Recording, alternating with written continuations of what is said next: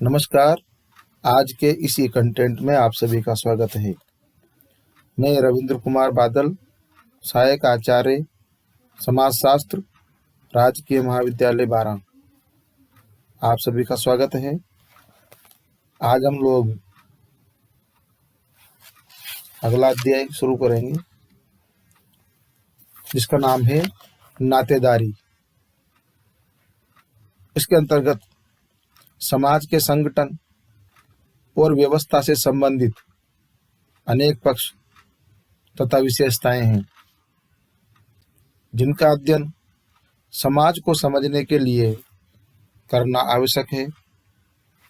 आदिम समाजों की सामाजिक संरचना का निर्माण नातेदारी द्वारा होता है और हम आदिम समाजों की किसी भी बात को तब तक नहीं समझ सकते जब तक कि संबंधित समाज की नातेदारी व्यवस्था का पूर्ण ज्ञान नहीं हो।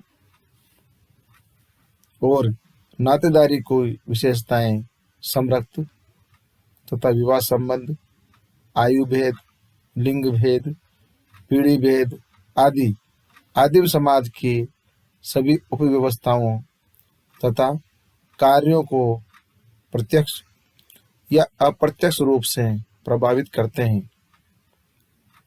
विभिन्न व्यक्तियों के परस्पर संबंध, कर्तव्य और अधिकार, सत्ता आदि भी नातेदारी के द्वारा निश्चित किए जाते हैं।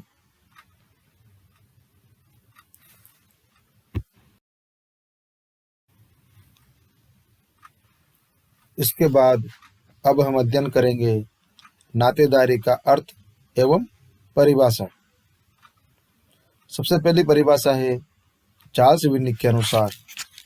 वो कहते हैं कि नातेदारी व्यवस्था में समाज द्वारा मान्यता प्राप्त वे संबंध आ सकते हैं जो कि माने हुए एवं रक्त संबंधों पर आधारित होते हैं। दूसरे समाजशास्त्री है मजूमदार एवं मदान। उनके अनुसार सभी समाजों के सदस्य विभिन्न प्रकार के संबंधों के आधार पर कई समूहों के रूप में एक दूसरे के साथ बंधे रहते हैं। इन संबंधों में अत्यंत सार्वभौम एवं अत्यधिक आधारभूत संबंध वे हैं जो प्रजनन पर आधारित हैं।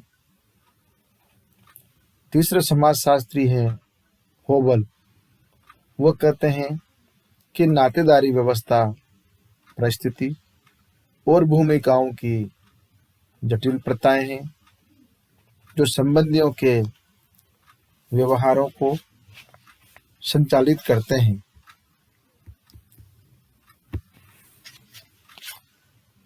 अगले समाजशास्त्री है रिवर्स। इसके अंतर्गत नातेदारी की मेरी परिभाषा उस संबंध से है जो वंशावलियों से माध्यम से निर्धारित तथा वर्णित की जा सकती है।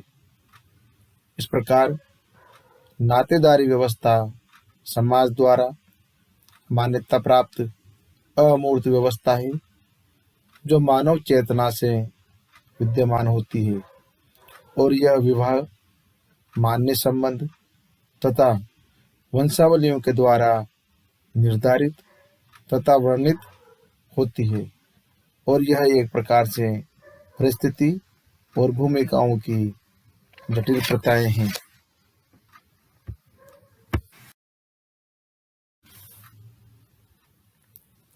इसके पश्चात अब हम नातेदारी के भेद का विस्तार से अध्ययन करेंगे।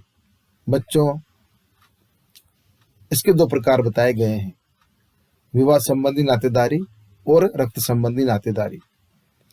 सबसे पहला है विवाह संबंधी नातेदारी। इसके अंतर्गत नातेदारी में प्रथम प्रकार का संबंध वैवाहिक संबंध है जो सामाजिक या कानूनी आधार पर मान्य होना चाहिए। इसे विवाह संबंधी नातेदारी कहते हैं और इससे संबंधित संबंधियों, पति पत्नी आदि को विवाह संबंधी स्वजन कहते हैं। इन संबंधियों को परस्पर संबोधित करने वाली कड़ी या बंधन विवाह होता है, रक्त संबंध नहीं होता है। और जब एक पुरुष का विवाह होता है तो उसका अन्य अनेक व्यक्तियों से संबंध स्थापित हो जाता है। फॉर एग्जाम्पल, जैसे पति, दामाद, जीजा, फूफा, मौसा आदि। इसी प्रकार स्त्री भी पत्नी, बहू, भाभी, चाची, मामी, देवरानी आदि विवाह के द्वारा बन जाती है। और विवाह के द्वारा दो व्यक्ति तथा दो परिवार और उनके सदस्य परस्पर संबंधों में बंध जाते हैं। ये संबंध अनेक युगल के रूप में होते हैं, जैसे पति पत्नी, दामाद ससुर, जीजा साला, जीजा साली, मामी भांजा, मामी भांजी, ननद भाभी, देवरानी जेठानी आदि। विवाह के द्वारा परस्पर समस्त संबंधी नातेदारी में विवाह संबंधी नातेदार कहलाते हैं। दूसरा प्रकार है रक्त संबंधी नातेदारी। इसके अंतर्गत नातेदारी में द्वितीय प्रकार का संबंध रक्त संबंध है, जो सामाजिक या कानूनी आधार पर मान्य होना चाहिए। इसे रक्त संबंधी नातेदारी भी कहते हैं। और इससे संबंधित संबंधियों, जिसे पिता, पुत्र आदि को रक्त संबंधी स्वजन कहते हैं। इन संबंधियों को परस्पर संबंधित करने वाली कड़ी या बंधन रक्त संबंध होता है, विवाह संबंध नहीं होता है। इसमें संबंधी जन्म, रक्त तथा गोद संबंधों से संबंधित होते हैं। इस प्रकार के संबंधों का आधार जैविकीय तथा समाज के मान्यता दोनों होते हैं, परंतु इनमें समाज के मान्यता होना आवश्यक है, जैसे नैतिक तथा अनैतिक संतान तथा गोद ली गई संतान इसके उदाहरण भी हो सकते हैं।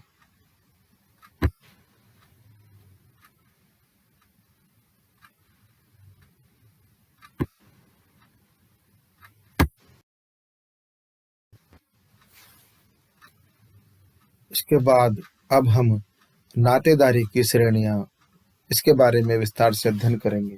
बच्चों, सभी समाजों में व्यक्ति अनेक संबंधियों से संबंधित होता है और ये संबंध किसी से कम तथा किसी से अधिक निकटता के होते हैं।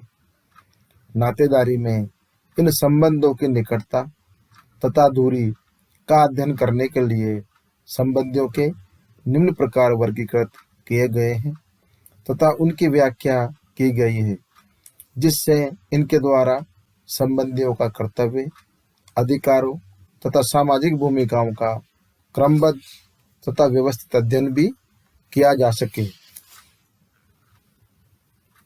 इसके अंतर्गत हमारे समाजशास्त्री मुरुडाक महोदय ने निम्न प्रकार से अध्ययन किया है। उन्होंने 4 प्रकार बताए हैं: प्राथमिक संबंधी, द्वितीयक संबंधी, तृतीयक संबंधी और दूर के संबंधी।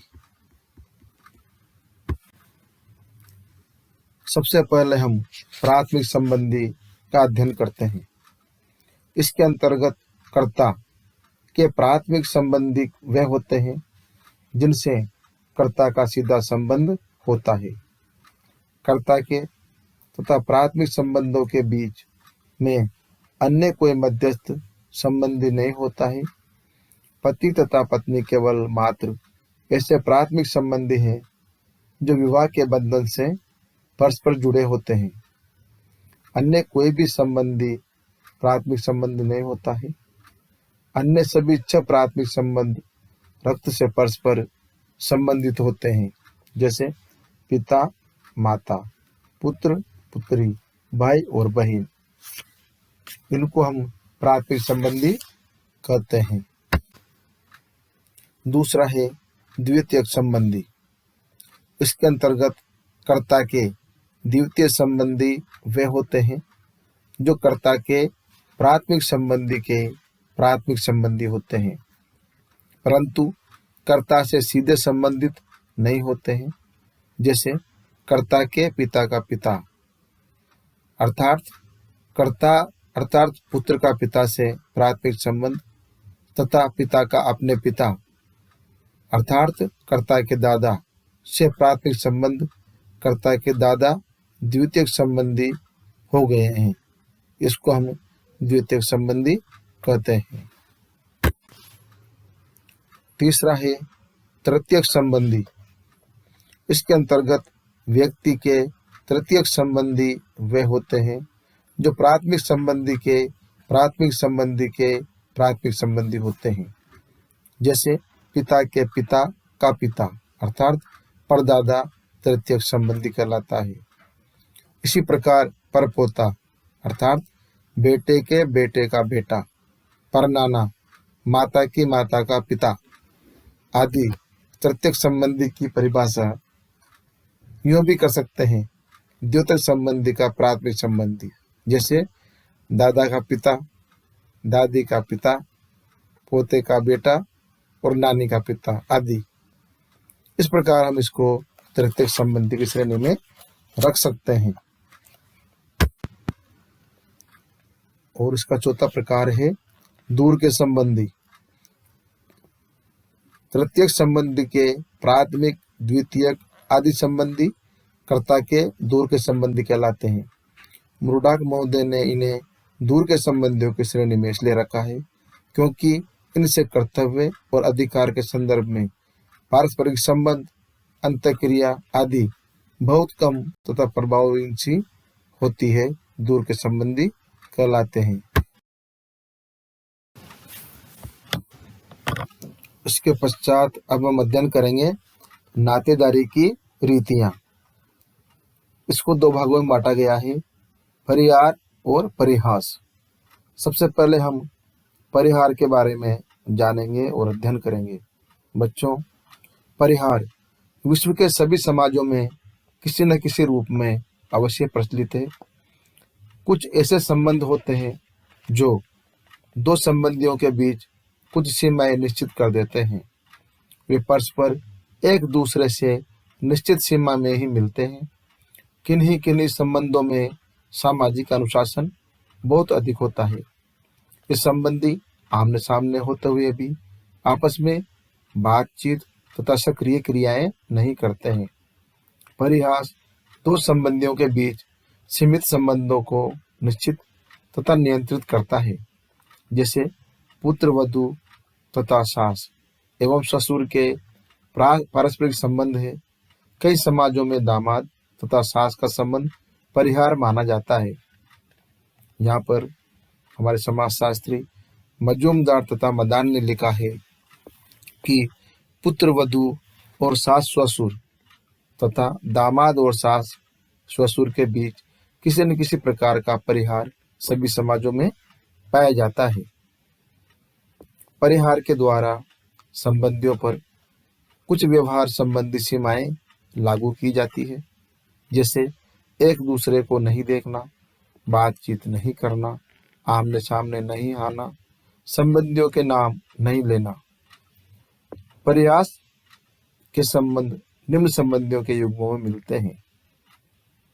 परिहार के अंतर्गत जैसे सास दामाद, सास बहू, ससुर पुत्र वधू, ससुर दामाद आदि में परिहार देखने को मिलता है। परिहार कहलाते हैं।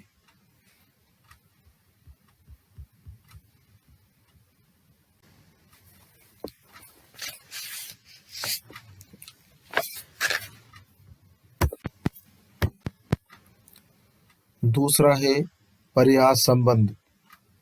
इसके अंतर्गत हमारे समाजशास्त्री मजूमदार तथा मदान लिखते हैं कि परिहार संबंधों के ठीक विपरीत परिहास संबंधों द्वारा व्यक्त होने वाली अनन्य प्रगाढ़ता पाई जाती है। परिहार के अंतर्गत गाली गलौज, हंसी मजाक और भद्दे कथन, एक दूसरे की संपत्ति की क्षति, खिल्ली मजाक आदि का समावेश होता है।